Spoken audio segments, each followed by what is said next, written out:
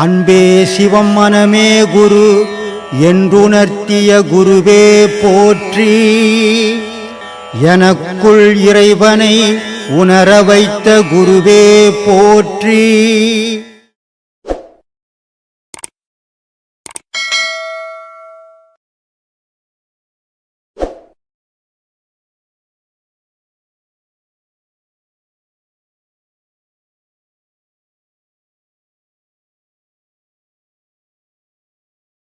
இரண்டடங்க ஐந்தடங்கும், ஐந்தும் அடங்க ஒன்றும் அடங்கும். இரண்டடங்க ஐந்தடங்கும், ஐந்தும் அடங்க ஒன்றடங்கும். அஞ்சுன்னா அஞ்சு பஞ்சபூதம், மெய்வாய் கண் மூக்கு செவி. அப்போ இந்த அஞ்சு அடங்குனா ரெண்டு மூச்சு அடங்கணும். இது ரெண்டு அடங்குனா தான் அந்த அஞ்சு அடங்கும். இது ரெண்டு அடங்காது அந்த அஞ்சு அடங்காது. இந்த ரெண்டு மூச்சு நல்வினை தீவினை மூச்சு. நல்லதும் அந்த மூச்சில் தான் உனக்கு நடக்குது, கெட்டதும் அந்த மூச்சில் தான் நடக்குது. ஜனனமும் அந்த மூச்சால் தான் வந்த உலகத்துக்கு, மரணமும் அந்த மூச்சு போனால் தான் போக போகிறேன் இல்லையா? ரெண்டுமே அந்த மூச்சால் தான் நடக்குது. அப்போ இந்த மூச்சை பிடிக்கணும்.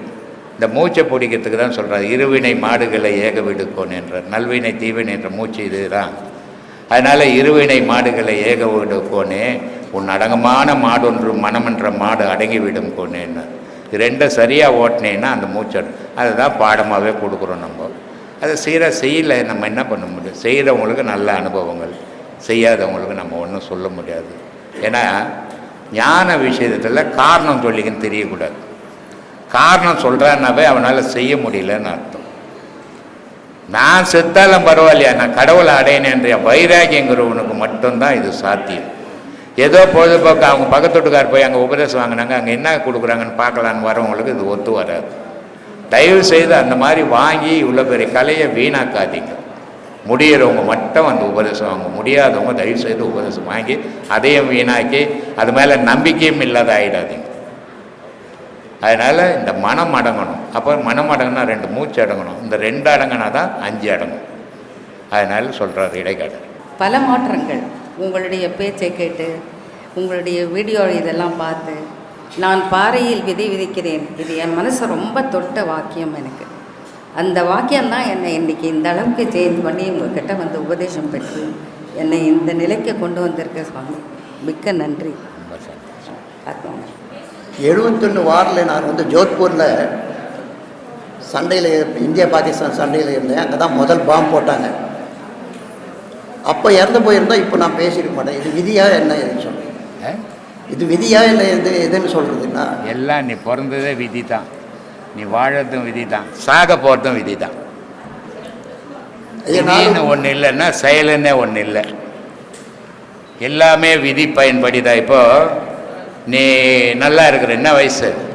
74 வயசு. எனக்கு 76 வயசு. ஆனால் 74 வயசு வரைக்கும் நீ இருக்கிற, 76 வயசு வரைக்கும் நான் இருக்கிறேன். ஆனால் பிறந்த குழந்தை ஒரு மாதத்துலேயே செத்து போதியா? தெரியல. 5 வயசுல செத்து போகுது, 10 வயசுல செத்து போகுது, 50 வயசுல செத்து போகுது. ஆனால் படுக்கையிலே 15 வருஷமாக சாகாதிய பத்தம் கிடக்கிறானே சில பேர். ஏன்? விதி. நீ 74 வயசு வரைக்கும் நல்லா நடக்கிறேன், நான் கொஞ்சம் தள்ளாடி நடக்கிறேன். ஆனால் எத்தனையோ பேருக்கு நடக்கவே கால் இல்லாத வாழார், பார்க்கவே உலகத்தை பார்க்க கண்ணு இல்லாத வாழணும். ஏன்? கடவுள் என்ன இவனெல்லாம் கண்ணு இருக்கக்கூடாது, இவனுக்கெல்லாம் கால் இருக்கக்கூடாதுன்னு படைப்பா. இறைவனுக்கு என்ன அவ்வளோ ஓர வஞ்சனையா? இறைவன் வந்து தாயை விட சிறந்தவன். தாய் இருக்கிறால, தாய் கூட ஒரு நேரத்தில் நம்மளை திட்டிடுவா கோபம் வந்தா. ஏதோ நம்ம செயல் சரியில்லைன்னா தாய் கூட கோவப்பட்டுடுவா நம்ம மேலே. ஆனால் கடவுள் நம்ம மேலே கோவப்பட்டதே கிடையாது. கடவுள் நம்ம மேலே கோவப்பட்டுட்டான்னா ஒரு செகண்டு கூட நம்ம வாழ முடியாது. அப்படிப்பட்ட தாயை விட சிறந்த கடவுளுக்கு ஏன் இந்த ஊனமா படைச்சான்? ஏன் நொண்டியா படிச்சான்? ஏன் கூணா படிச்சான்? ஏன் குருடா படிச்சான்? விதி. இங்க கடவுளுக்கே வேலை இல்லை, எல்லா விதி பயன்படி தான் வாழ்க்கையே அமையுது. ஒரு கல்யாணம் புருஷன் பண்ணாட்டி ஒரு எல்லா சாஸ்திரமும் பார்த்து, எல்லா ஜோசியமும் பார்த்து, எல்லா பொருத்தமும் பார்த்து 1000 பேர் கூடி கல்யாணம் பண்ணுறான். 3வது நாள் செத்து போகிறான். 3வது நாள் செத்து போகிறான்ப. ஏன்? சாகத்துக்காக இவ்வளோ பேரை கூட்டி சோறு போட்டு இவ்வளோ பணம் செலவு பண்ணி கல்யாணம் பண்ணா? அதே நேரத்தில் இழுத்துன்னு ஓடிடுறான், யாரும் இல்லாத 30 வருஷம் வாழறான். விதி. இந்த உலக வாழ்வு, மக்களினுடைய வாழ்வு விதியினுடைய கையில தான் இருக்குது. ஆனா இதை நம்ம புரிஞ்சுக்கிறதும் இல்லை, தெரிஞ்சுக்கிறதும் இல்லை. அதனால நமக்கு இது ஏன் நடந்தது, இது ஏன் நடந்ததுன்ற கேள்விதான் கேட்டுக்கிறோமே தவிர இதுக்கு என்ன காரணம், இது எப்ப செய்த பாவம், இப்போ நமக்கு இது தாக்குது, இதுல இருந்து நம்ம மீள்றது எப்படி, எதை அடைஞ்சா நம்ம மீளுவோம் அப்படின்னு யோசிக்கிறதே கிடையாது. அதனால நம்ம எதையும் தெரிஞ்சுக்காமையே காலத்தை தள்ளிடுறோம். என்ன பண்றது சொல்லு சாமி. எனக்கு ஒரு 2.5 வருஷமாக தான் இந்த ஆசனம் பற்றி தெரியும். ஆசனம் பற்றி 2.5 வருஷமாக தான் தெரியும். சரி. 4 உபதேசம் வாங்கியிருக்கேன். சரி. நான் 3 மணிக்கு எழுந்து குளிச்சுட்டு முதல்ல வெங்கடேஷ் பெருமாளோட இது பண்ணுவேன். ஓம் 108 தடவை, ஓம் நமச்சிவாய 108 தடவை. அதுக்கப்புறம் இந்த பாலம் 4 பாடமும் பண்ணுவேன்.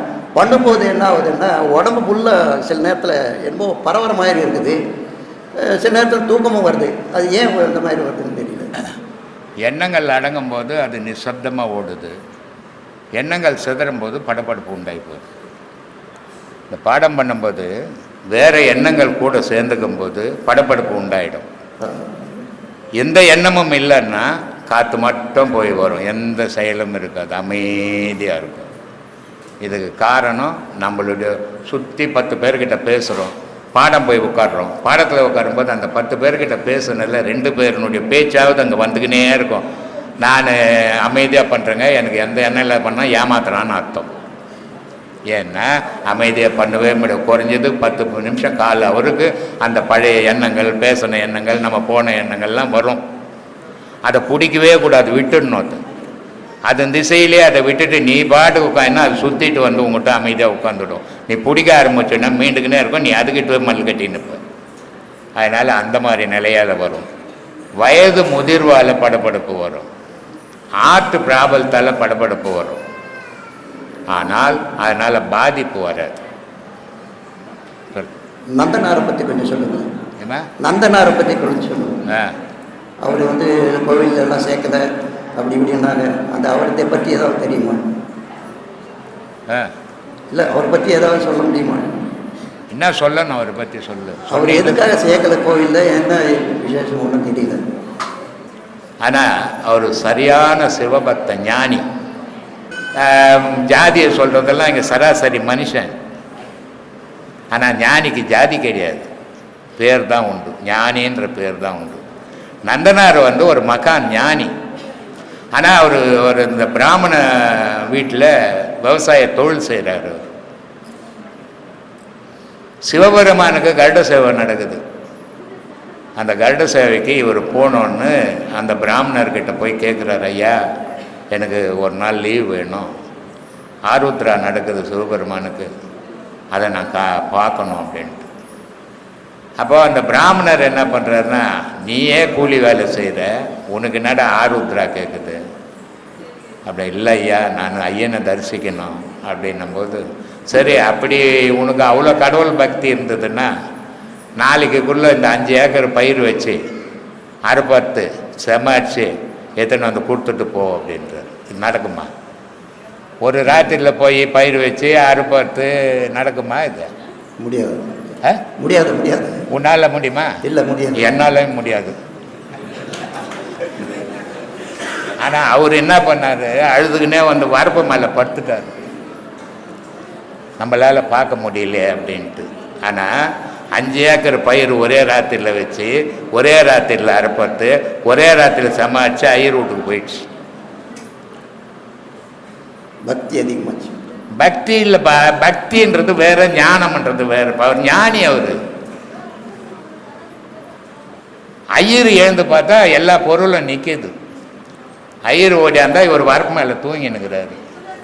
அவன் காலில் விழறான், நந்தனார் காலில் விழுந்து வணங்கி, ஐயா இவ்வளோ பெரிய ஞானி நீ, நான் இவ்வளோ நாள் உன்னை வச்சு வேலை வாங்கி உன்னை ஒரு தொழிலாளியாக நினச்சினே, நான் எவ்வளோ பெரிய தவறு செய்தது, என்ன வேதம் பற்றி நான் என்ன அறிவு இருந்தது எனக்கு, உன்னுடைய தரம் தெரிஞ்சிக்காமல் வாழ்ந்துருக்கிறேன்னு அப்படின்ட்டு அவர் காலில் அவர் அனுப்புகிறார். அங்கே போனால் நந்தி மறைக்குது. உள்ளே விட மாட்டேன்றான் கோயிலில். அதனால தான் நான் பல வீடியோக்களில் சொல்கிறது, உன் வீட்டில் ஜாதியை வச்சுக்கோ, உன் வீட்டில் பணக்காரன் ஏழைன்றதை வச்சுக்கோ. ஆனால் கோவிலில் பணக்காரன் ஏழை உயர்ந்த ஜாதி தாழ்ந்த ஜாதி சொல்ல, கடவுளை கும்பிட நீ யாரா சொல்கிறதுக்கு? உனக்கு என்ன உரிமை இருக்குது? எல்லா உயிரினமும் வணங்குற இடம் கோவில். அங்கே ஜாதி மதம் குலம் கோத்திரம் இருக்கவே கூடாது. இருந்ததுன்னா அவன் கீழ்த்தரமான மனுஷன் சொல்லுவேன் நான். இறைவனை வழிபட நீ ஒன்றும் சொல்ல வேணாம், நான் ஒன்றும் சொல்ல வேணாம். யாருக்கு ஒன்றாலும் உரிமை உண்டு. படைச்சவனை கும்பிட்றதுக்கு படைக்கப்பட்ட பொருளுக்கு உரிமை உண்டு. அங்கே போய் ஜாதி மதம் பார்க்கக்கூடாது. ஆனால் நந்தனாரை உள்ள விட மாட்டேன்றான். அப்பெல்லாம் அப்படி தான் இருந்தது. அதனால் அவர் பார்த்தா, ஐயா நந்தி மறைக்குது ஐயா, இந்த நந்தனுக்கு தெய்வ தரிசனம் அப்படின்னு நந்தி விலகி போயிடுது. அப்போ இவருங்க இந்த வெளியேந்தே கும்பிட்றாரு. அதை அவ்வளோ பெரிய மகான் நந்தனார். சொல்லு சாமி, நம்ம உடம்பையே வந்து கோவில் அப்படின்றாங்க. நம்ம உடம்பையே கோவில் அப்படின்றாங்க.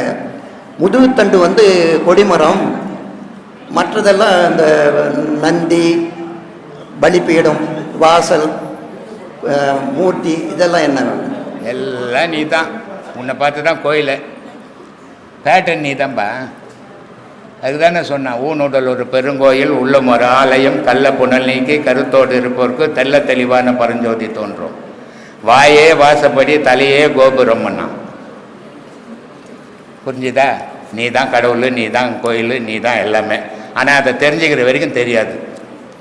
தெரிஞ்சுக்கினா தான் தெரியும். இப்போ நான் எந்த கோயிலையும் போய் சாமி கும்பிட போகிறதில்ல. ஏன்னா சாமி எனக்குள்ளே இல்லைன்னா நான் இருக்க மாட்டேன். சாமி எனக்குள்ளே இருக்கிற வரைக்கும் நான் இருப்பேன். அப்புறம் நான் போய் இன்னொரு சாமி ஏன் கும்பிட்டு போனோம்? அதனால் நான் என்னையே கும்பிட்டுன்னு உட்காந்துங்கிறேன், என்னையே தேடிங்கிறேன் நான். அதனால் என்னை தேடும் போது தான் உண்மை தெரியும். கோயிலில் போனீங்கன்னா சிலைங்களை தான் பார்க்கலாம், உண்மை தெரியாது.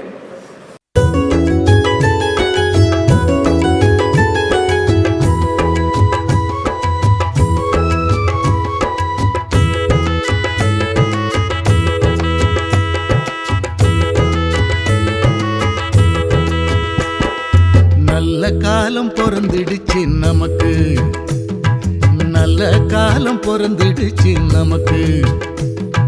பிரம்மஸ்ரீயாம் நித்யானந்த பெருமானின் ஆசியாலே, பிரம்மஸ்ரீயாம் நித்யானந்த பெருமானின் ஆசியாலே நல்ல காலம் பொறந்துடுச்சு நமக்கு, நல்ல காலம் பொறந்துடுச்சு நமக்கு.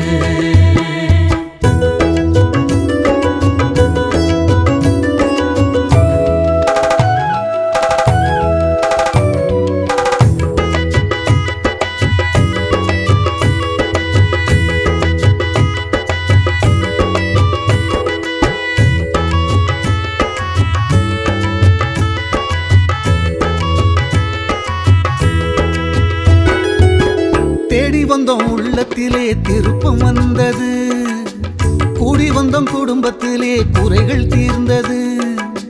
தேடி வந்தோம் உள்ளத்திலே திருப்பம் வந்தது, கூடி வந்தோம் குடும்பத்திலே குறைகள் தீர்ந்தது.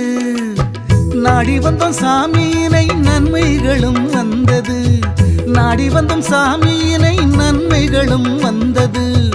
கோடி காலம் தவம் இருந்த பலனும் கிடைத்தது, கோடி காலம் தவம் இருந்த பலனும் கிடைத்தது. பூமி எங்கும் சுத்துதுங்க சாமியோட பேச்சு, போலி வாக்கம் பற்றி தங்க உலகம் முழுக்க பேச்சு. வாங்க வாங்க